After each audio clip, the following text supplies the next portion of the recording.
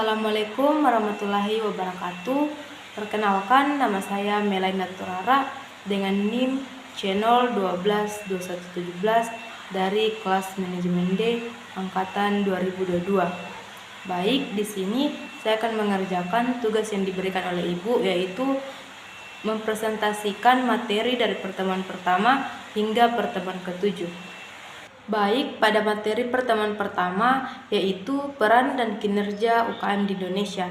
Dapat dilihat di sini ada poin eksistensi UKM. Ada beberapa aspek penting dari eksistensi UKM dalam pembangunan ekonomi. Yang pertama, penciptaan lapangan kerja. UKM merupakan tulang punggung dalam penyerapan tenaga kerja, terutama di sektor informal. Mereka menyediakan peluang kerja yang luas bagi masyarakat, yang secara signifikan mengurangi tingkat pengangguran. Dan yang kedua, penggerak ekonomi lokal, di mana UKM seringkali berakar kuat di komunitas lokal yang memungkinkan mereka untuk memahami dan memenuhi kebutuhan pasar lokal dengan lebih baik. Poin ketiga, inovasi dan kewirausahaan.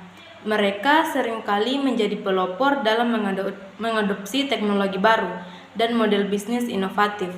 Hal ini menjadikan UKM sebagai sumber utama inovasi dan kewirausahaan dalam perekonomian. Yang keempat, pemerataan ekonomi. Hal ini memberikan kesempatan bagi mereka untuk berpartisipasi dalam kegiatan ekonomi dan meningkatkan kesejahteraan mereka. Dengan demikian, UKM tidak hanya berkontribusi pada pertumbuhan ekonomi, tetapi juga pada keadilan sosial. Poin selanjutnya yaitu kinerja UKM. Terdapat dua jenis faktor yang memengaruhi kinerja UKM, yaitu faktor internal dan faktor eksternal. Yang pertama, faktor internal terdiri dari A. Aspek sumber daya manusia, di mana sumber daya manusia merupakan potensi yang terkandung dalam diri manusia untuk mewujudkan perannya sebagai makhluk sosial yang adaptif dan transformatif, dan yang mampu mengelola dirinya sendiri serta seluruh potensi yang terkandung di alam untuk mencapai kesejahteraan hidup.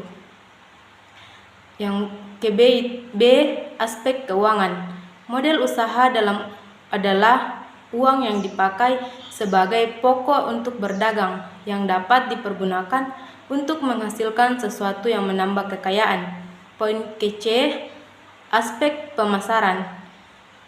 Merupakan tempat berkumpulnya para penjual yang menawarkan barang atau jasa kepada para pembeli yang mempunyai keinginan dan kemampuan untuk memiliki barang dan jasa tersebut, sehingga terjadi kesepakatan transaksi antara kepemilikan barang.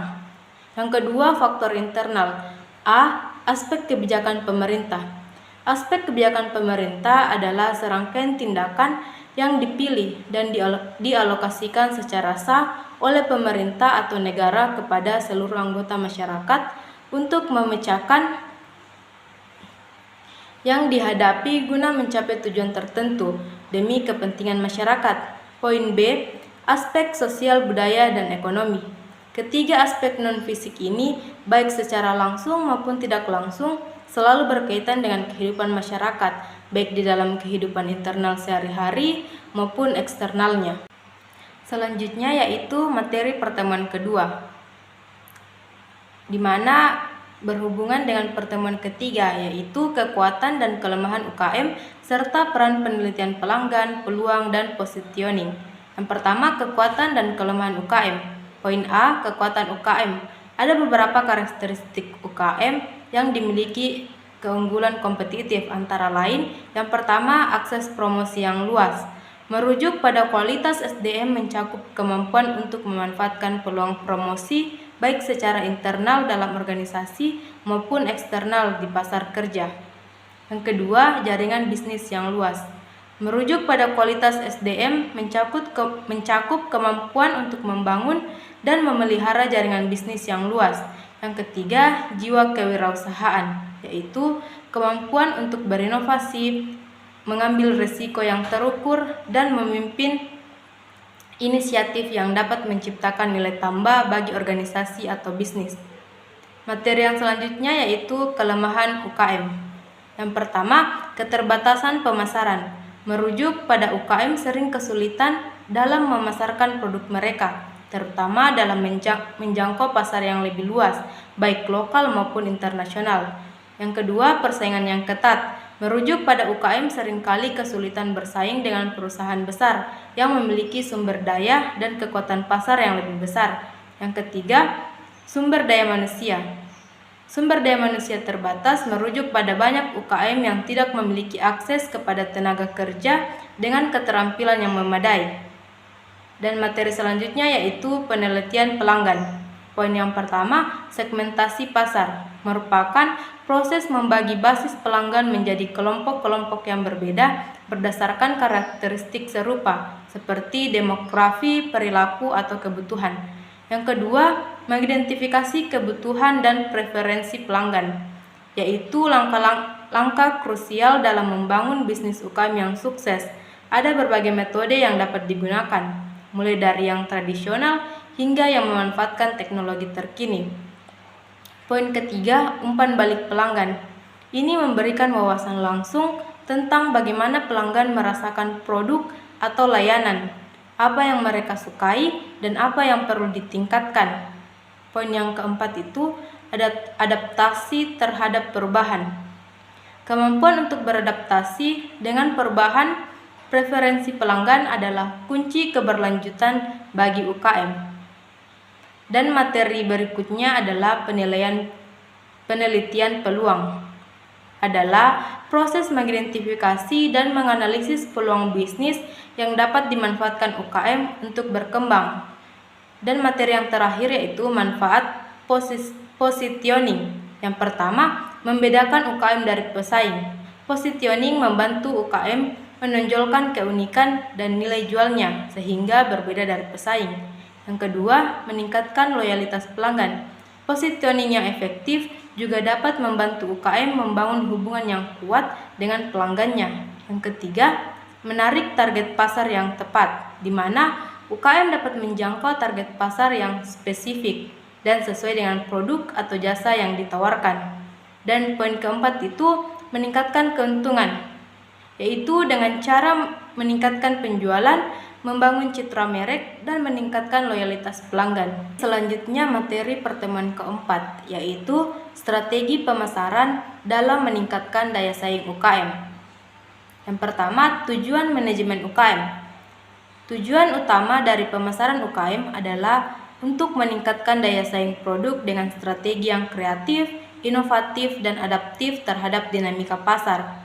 Pemasaran tidak hanya berfokus pada peningkatan penjualan, tetapi juga membangun kesadaran merek, memperluas jangkauan pasar, serta menciptakan hubungan jangka panjang dengan pelanggan. Nah, materi yang kedua yaitu fokus pemasaran UKM. Pemasaran yang efektif merupakan salah satu kunci utama dalam mencapai tujuan bisnis bagi usaha kecil dan menengah atau UKM. Melalui pendekatan yang cermat terhadap setiap elemen mix, UKM dapat meningkatkan daya saing, memperluas pangsa pasar, dan mencapai tujuan pemasaran secara efektif. Materi pertemuan kelima yaitu langkah-langkah perencanaan untuk pengembangan produk dan jasa UKM. Yang pertama itu keunggulan produk dan jasa UKM. UKM akan berfokus pada serangkaian inovasi berdasarkan ide dari pelanggan, pesaing, pemasok produk, serta untuk meningkatkan keunggulannya. Adapun manfaat dari produk dan jasa UKM yang pertama, menciptakan lapangan kerja. Menurut data dari Bank Indonesia, UKM di negara berkembang seringkali lebih efektif dalam menciptakan lapangan kerja dibanding sektor industri besar. Yang kedua, meningkatkan kesejahteraan sosial. Produk dan jasa yang disediakan oleh UKM cenderung lebih terjangkau dan sesuai dengan kebutuhan masyarakat lokal. Yang ketiga, dukungan terhadap inovasi dan kreativitas. Inovasi dalam UKM dapat menciptakan tren baru di pasar dan meningkatkan daya saing produk domestik di pasar global.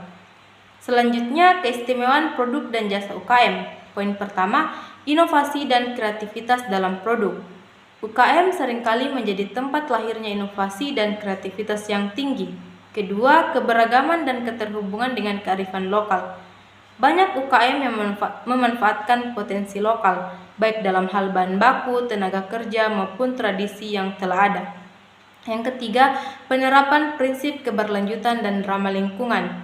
Banyak UKM yang saat ini mulai mengadopsi praktik bisnis yang ramah lingkungan. Produk yang dihasilkan tidak hanya fokus pada keuntungan, tetapi juga dapat berdampak sosial dan lingkungan yang ditimbulkan. Materi selanjutnya itu produk dan jasa yang membantu atau merugikan UKM. Akses terhadap informasi, misalnya membantu pemasaran dan efisiensi operasional. Namun, biaya produk yang tinggi atau keterbatasan akses modal bisa merugikan UKM. Selanjutnya, materi pertemuan ke-6, yaitu strategi penetapan harga yang optimal untuk meningkatkan daya saing dan keberlanjutan bisnis.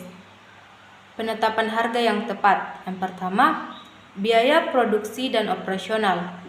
Perusahaan harus mempertimbangkan biaya yang dikeluarkan dalam produksi, distribusi, dan pemasaran produk.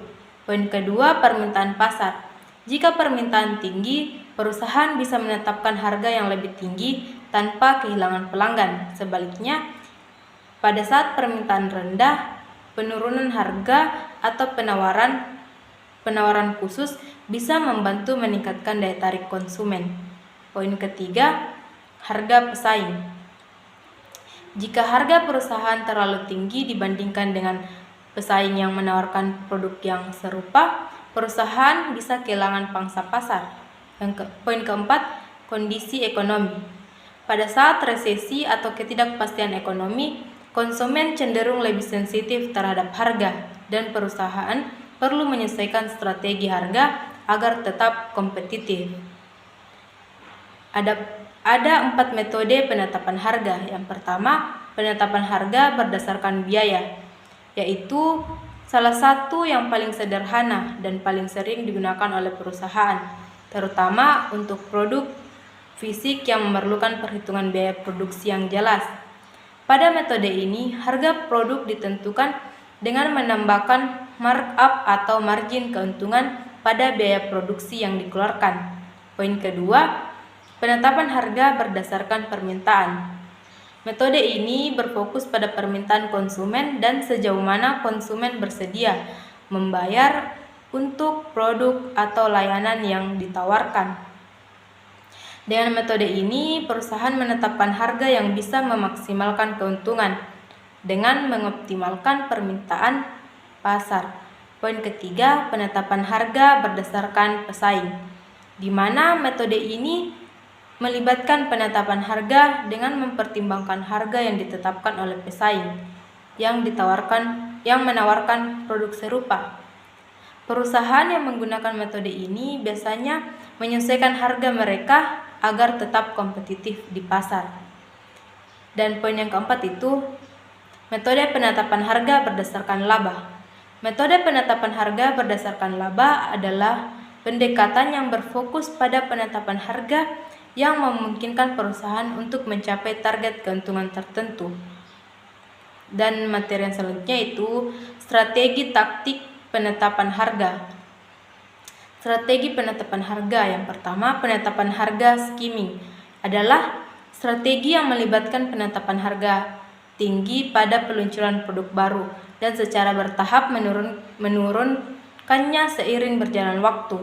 Yang kedua, penetapan harga penetrasi adalah strategi penetapan harga rendah pada awal peluncuran untuk menarik sebanyak mungkin konsumen dan menguasai pangsa pasar lebih cepat. Poin ketiga, berdasarkan nilai adalah strategi yang penetapan harga berdasarkan nilai yang dirasakan konsumen, bukan hanya biaya atau harga pasar. Adapun taktik penetapan harga. Yang pertama, diskon dan promosi. Pemberian diskon atau potongan harga untuk mendorong pembeli, baik dalam bentuk diskon kuantitas, musim, atau pembayaran di muka. Yang kedua, harga bundling. Strategi ini menggabungkan beberapa produk dalam satu paket dengan harga yang lebih rendah dibandingkan jika produk tersebut dibeli secara terpisah. Poin ketiga, penetapan harga dinamis. Penetapan harga yang berubah sesuai dengan kondisi pasar atau permintaan. Sering digunakan dalam industri seperti penerbangan atau perhotelan. Baik, selanjutnya materi pertemuan ke-7 atau materi pertemuan terakhir, ialah pentingnya penetapan lokasi yang tepat. Pengaruh lokasi terhadap usaha. Pemilihan lokasi usaha merupakan salah satu keputusan bisnis yang harus dibuat secara hati-hati, sebab aktivitas usaha tidak dapat dipisahkan dari lingkungan sekitar, termasuk interaksi dengan konsumen, bisnis lain, pesaing, dan pemasok.